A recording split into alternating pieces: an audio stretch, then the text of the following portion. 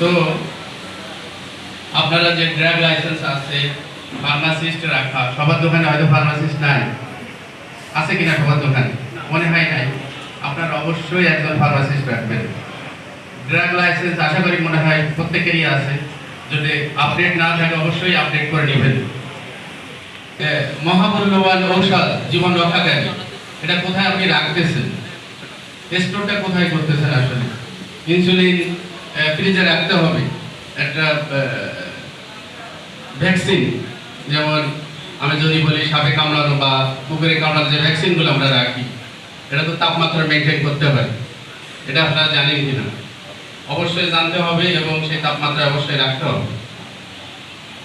এখন একটা রুগী আসলে কুকুরে কামড়াইছে, আপনি একটা ভ্যাকসিন দিয়েছেন, আমি জানি রুগীকে দেওয়া হয়েছে, এরকম ঘটনা প্রায় ঘটে। ভ্যাকসিন দেওয়া হয়েছে, তাও রুগী মারা গেছে।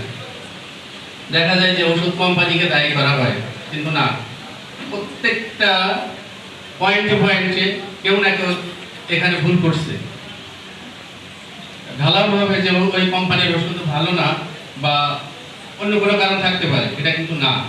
আপনারও দায়িত্ব আছে, আপনি কোথায় রাখতেছেন, কত তাপমাত্রায় রাখতেছেন, আসলে কোম্পানি থেকে রিসিভ করার পরে আপনি ঠিকভাবে রাখছেন কিনা, একদিন লেট হয়ে বাইরে ছিল কিনা। যে অনেক সময় ওষুধ রাতে রেখে দেন যে সকালে ফ্রিজে ঢোকাবো, কিন্তু না, এটা আপনার পেশাদারিত্বের একটা দৃষ্টান্ত যে আপনি রোগীকে একটা সেফ ড্রাগ দিবেন।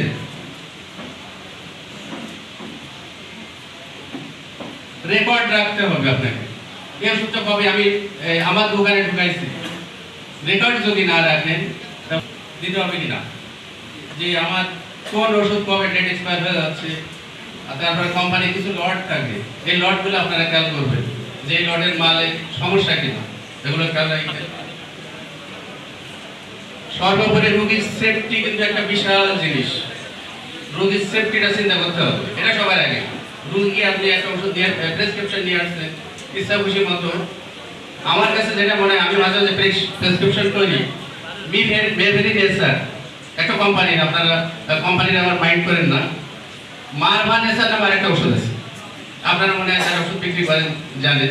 আমি দেখছি, আমি বেভেরিনেসার লিখছি, রোগীকে মারভানেসার দিয়ে দেওয়া হয়েছে, সম্পূর্ণ উল্টা একটা কাজ হবে।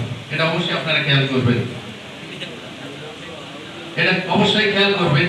এই একটা দুইটা অক্ষর কম বেশি দেখেছি, একটা দুইটা অক্ষরের জন্য রোগীর পুরা উল্টা একটা ওষুধ আপনি দিয়ে দিচ্ছেন।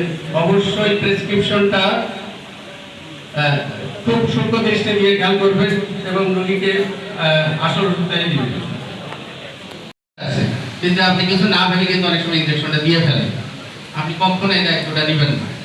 ইনজেকশন দেওয়ার দায়িত্ব অবশ্যই সিস্টার বা ডাক্তারকে নিতে হবে। সমস্যা নাই, কিন্তু সমস্যা হতেই পারে। অনেক সময় দেখা যায় ওখানে বড় একটা অ্যাবসেস হয় বা ফোড়া তৈরি হয়, এই কাজগুলো আপনারা করবেন না, হসপিটালে পাঠিয়ে দেন। আপনার দায়িত্ব ওষুধ বিক্রি করে, ওষুধ বিক্রি করে শেষ। হ্যাঁ, ওষুধ বিক্রি করবেন, কিন্তু রোগীর অবশ্যই, আমি কথা বাড়াবো না, সবাই মনে হয় ক্ষুধার্ত, আমি অল্প কিছু কথা বলার চেষ্টা করছি আর কি, যেটা আসলে মনে হয় বাস্তবসম্মত। আশা করি আপনারা এগুলো মানবেন। সর্বোপরি আপনাদের সুস্বাস্থ্য এবং রোগীকে একটা সম্মানজনক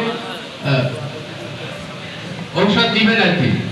আমি বলবো না ওষুধের দাম কম রাখেন, আপনাদের যেটা হচ্ছে ব্যবসা আপনাদেরও আছে, আপনাদের চলতে হবে। অনেক বক্তারা বলে গেছেন যে আমরা আসলে আমাদের আসলে চলে না, সংসার চলে না। আমি ঔষধ কোম্পানির প্রতিনিধি আছে, এখানে অনুরোধ করবো অবশ্যই ওনাদের লাভের দিকটা দেখবেন। তো আমি কথা বলবো না, সর্বোপরি আপনাদের উত্তরোত্তর সাফল্য কামনা করে আমি আমার